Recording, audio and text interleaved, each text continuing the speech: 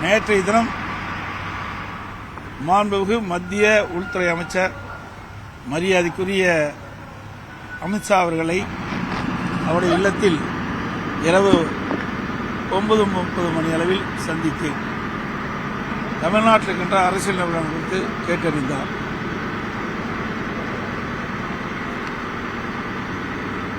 தமிழகத்தை பொறுத்த வரைக்கும்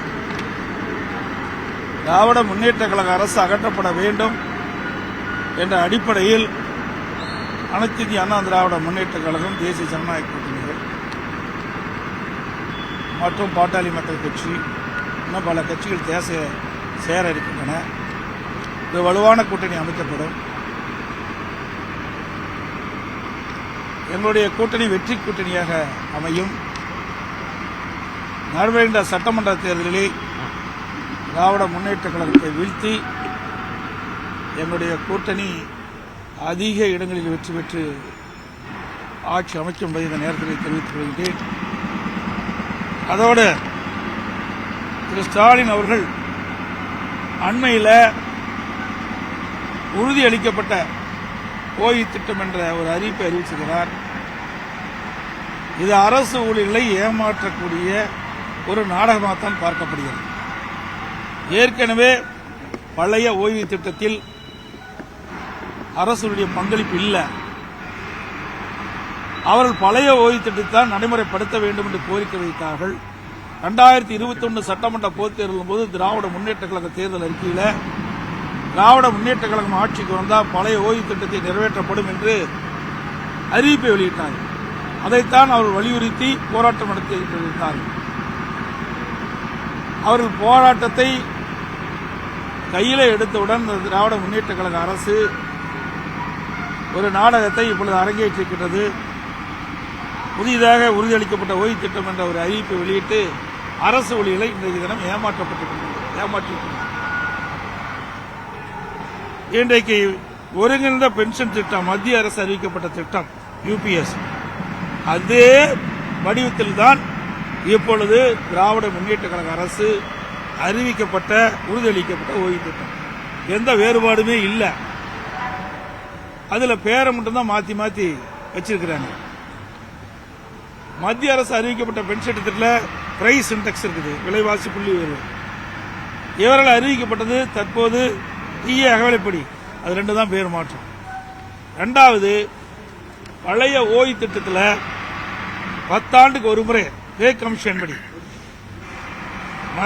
ஊதிய குழு பரிந்துரைப்படி 10 ஆண்டுக்கு ஒரு முறை ஊதியம் உயர்த்தி வழங்கப்படும் அரசு ஊழியர்களுக்கு.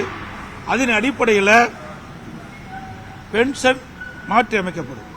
ஆனால் இப்பொழுது அறிவிக்கப்பட்ட அந்த அறிவிப்பில் அது இடம்பெறல. பழைய ஓய்வு திட்டத்தில் அது இடம்பெற்றிருக்குது. அது அரசு ஊழியருக்கு பாதிப்பு ஏற்படுத்திக்கிட்டது.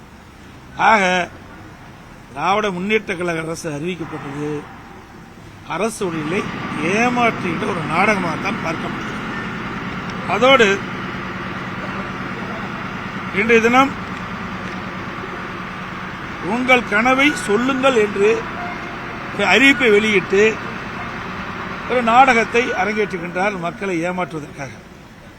அரசு பணத்தில் 50,000 தன்னார்வலர்களை வீடு வீடாக அனுப்பி மக்களின் கனவை சொல்லுங்கள் என்ற ஒரு அறிவிப்பை வெளியிட்டிருக்கார். இது பெண் அமைப்பின் மூலமாக ஆட்களை தேர்வு செஞ்சு இதை நடைமுறைப்படுத்துவதாக பரவலான பேச்சு. இன்னும் 1 மாசம் தான் இருக்குது தேர்தல் அறிவிப்புக்கு. இப்ப எப்படி போய் மக்களுடைய கனவை சொல்லுங்கள் என்று சொல்லி எப்படி நிறைவேற்ற முடியும்? ஸ்டாலின் அவர் முதலமைச்சராக பொறுப்பேற்றது இன்று வரை பெயர் வைப்பதிலே வல்லவர். ஒரு பெயரை வைப்பாங்க, ஒரு நாடகத்தை அரங்கேற்றுவாங்க, போட்டோ ஷூட் போடுவாங்க, பத்திரிகைகள் விளம்பரம் வரும். அப்படிப்பட்ட ஒரு ஆட்சி தான் நடந்துகிட்டு இருக்குது.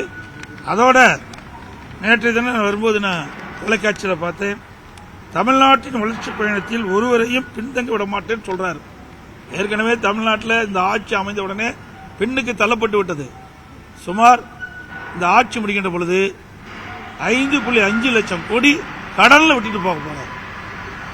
73 ஆண்டு காலம் ஆட்சியிலே பல கட்சிகள் புரிந்த போது 2021 வரை 5,18,000 கோடி தமிழ்நாட்டுடைய கடன் இருந்தது.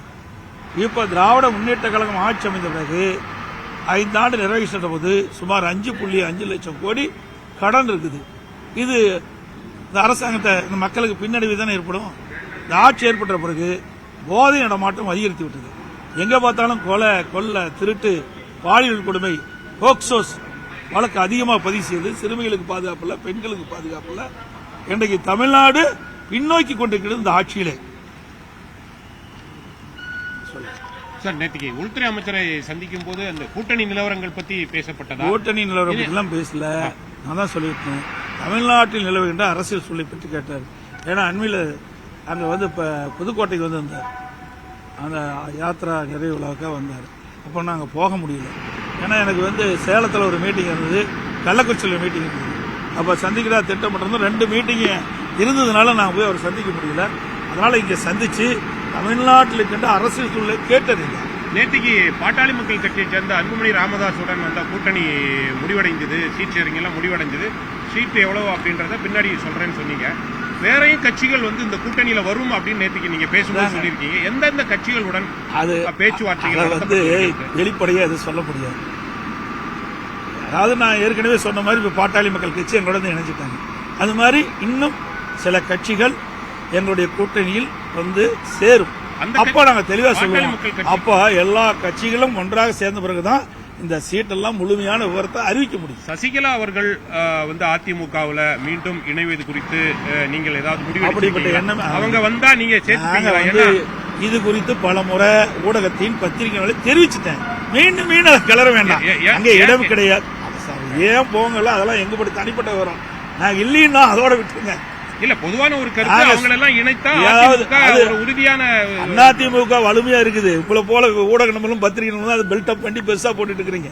அனைத்து இந்திய அண்ணா திராவிட முன்னேற்ற கழகம் வலிமையா இருக்கின்ற காரணத்தினால்தான் 2021 75 இடங்கள் நாங்கள் பெற்றோம். கூட்டணி வெறும் 2 லட்சம் ஓட்டுல, வெறும் 2 லட்சம் ஓட்டுல 43 தொகுதி இழந்துட்டோம். புரியுதுங்களா? பெரிய வித்தியாசம் எங்களுக்கு 3% வித்தியாசம். டிடிவி தினகரனுடைய கட்சி உங்களுடைய அதிமுக பாஜக கூட்டணியில வரும் அப்படின்றதான் நான் சொல்றேன்ல. ஏசியமா சொல்வதற்கு எதுவும் இல்லை. சில கட்சிகள் எங்களோட வரும், பேச்சுவார்த்தை நடத்திட்டு இருக்காங்க. அதெல்லாம் வெளிப்படையா பேச முடியாது. ஒவ்வொன்றாக சேருகின்ற பொழுது உங்களை எல்லாம் அழைத்து நிச்சயமாக தகவல் தெரிவிக்கப்படும். நான் இப்ப வந்து ஒன்று சேர்ந்தாங்க பாட்டாளி மக்கள் கட்சி, உடனே உங்களை எல்லாம் அழைச்சி பேட்டி கொடுத்தோம்ல. ஓபிஎஸ் சேர்வதற்கு வாய்ப்பில்லை. பலமுறை சொல்லியாச்சு, வேறு பலமுறை சொல்லிட்டதை பத்தி அவர் ஏற்கனவே சொல்லிட்டார். பாத்தீங்கன்னா எங்களுடைய முதலாக ஹோட்டல் ஐடிசி கிராண்ட் சோலா முதல்ல எங்க கூட்டணி பேச்சுவார்த்தை அங்கே நடந்தது. அப்பதான் மரியாதைக்குரிய உள்துறை அமைச்சரும் நானும் இணைந்து பேட்டி கொடுத்தோம். அப்பொழுதே சொல்லிட்டார், உள்கட்சி விவகாரத்தில் தலையிட மாட்டேன்ட்டாரு.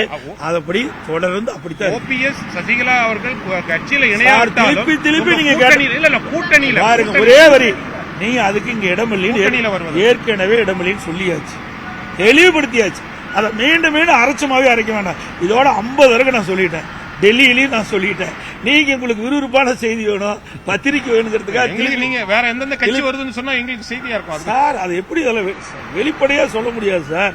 நாங்க சேர்ந்த உடனே உங்களுக்கு தகவல் கொடுக்க போறோம். அதுல அரசியல் கட்சி என்பது ரகசியமா தான் அரசியல் கட்சிக்கு அதுக்குன்னு ஒரு அந்தஸ்து உண்டு. புரியுதுங்களா? அது வந்து பேச்சுவார்த்தை நடந்துட்டு. பிரதமர் அல்லது உள்துறை அமைச்சர் தமிழ்நாட்டுக்கு வருவதை பத்தி ஏதாவது நேற்றுக்கு பேசப்பட்டதா? எப்ப வர்றாங்க அதெல்லாம் நாங்க அறிவிப்போம். ஏன்னா முத அரசியல் சூழ்நிலை பற்றி பேசியிருக்கிறோம். இன்னைக்கு பாரத பிரதமரோ அல்லது மற்ற மத்திய அமைச்சர்களோ வருகின்ற பொழுது நிச்சயமாக ஊடகத்துக்கு தெரிவிக்கப்படும். அது பாரதிய ஜனதா கட்சியுடைய தலைவர்களும் தெரிவிப்பாங்க, நாங்களும் தெரிவிப்போம்.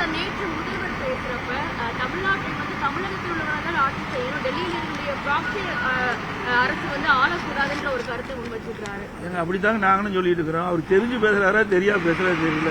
எங்க கூட்டணி யார் தலைமை சொல்லுங்க? யாருக்கு தலைமை? யாருக்கு தலைமை?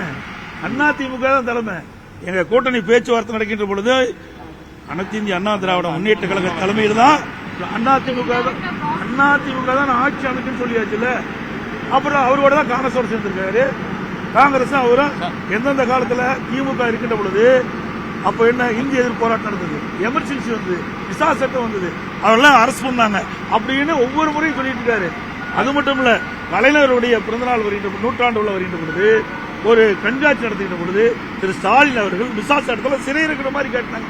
அப்படிப்பட்ட கட்சி தான் போய் கூட்டணி அமைச்சிருக்கிறாங்க. கூட்டணி என்பது அவ்வப்போது எல்லா கட்சிகளும் அமைச்சிட்டு இருக்குது. இந்த அவர் கட்சி ஏன் அந்த அப்படி கட்சின்னு சொல்றாரு? இல்ல. ஏன் அப்படி ஏன் இது 1999 நாடாளுமன்றத்தில் திராவிட முன்னேற்ற கழகம் பாரதிய ஜனதாவோட கூட்டணி வச்சுதே இல்லையா? அப்பெல்லாம் டேரக்ட் தான் ஆண்டாங்களா? அமைச்சரவையிலே வீட்டில் இருந்தாங்க. கிட்டத்தட்ட 8 ஆண்டு காலம் திராவிட முன்னேற்ற கழகம் மத்திய அமைச்சரில் பாரதிய ஜனதா மத்திய அமைச்சரவையில் இடம்பெற்றிருந்தாங்களா இல்லையா? 2001 சட்டமன்ற பொதுத் தேர்தலில் இடம்பெற்றிருந்தாங்க. அதையெல்லாம் நீங்க கேட்க மாட்டேங்கிறீங்க. அதாவதுங்க எல்லா கட்சிகளும் எங்களோடையும் கூட்டணி வச்சிருக்கிறாங்க, திமுகவோடையும் கூட்டணி வச்சிருக்கிறாங்க. கூட்டணி என்பது அந்தந்த சூழ்நிலை அமைச்சிட்டு வரும். கூட்டணின்றது வேற. ஆனா எல்லாமே அமித்ஷாவினுடைய பேச்சை அப்படியே நீங்க சொல்லிட்டு அவரு சொல்லிட்டு அதனாலதான் சொல்றாரு. அமித்ஷா பெரியவரா, எடப்பாடி பழனிசாமி பெரியவரா? அப்படிலாம் இல்ல. மக்கள் தான் பெரியவர்கள். மக்கள் தான் பெரியவங்க. எங்க கட்சிக்கு நாங்க பெரியவங்க, அவங்க கட்சிக்கு அவங்க பெரியவங்க. இவரு வேற வழியை சொல்றதுக்கு வழியே கிடையாது. வேற என்ன குற்றம் சொல்ல முடியும்? அனைத்து இந்திய அண்ணா திராவிட முன்னேற்ற கழக ஆட்சி சிறப்பான ஆட்சி. எங்க ஆட்சி பத்தி குறை சொன்னா நாங்க பதில் சொல்லுவோம். எப்ப பார்த்தாலும் மதவாத கட்சி, அப்படி மதவாத கட்சி நீங்க எப்படி போய் சேர்ந்தீங்க? நீங்க 8 ஆண்டு காலம் நீங்க அமைச்சரவை இடம்பெற்றிருந்தீங்களே, அப்பெல்லாம் மதவாத கட்சி இல்லையா? அதே கட்சி தான் இப்ப தொடர்ந்துட்டு இருக்குது. வேற கட்சி வந்திருக்குது. வேற வேற வேற அந்த நிதியில பிரைம் மினிஸ்டர் மாறலாம், அமைச்சர் மாறலாம். ஆனா கட்சி பாரதிய ஜனதா கட்சி தான். அந்த கொள்கை அதே கொள்கை தான்.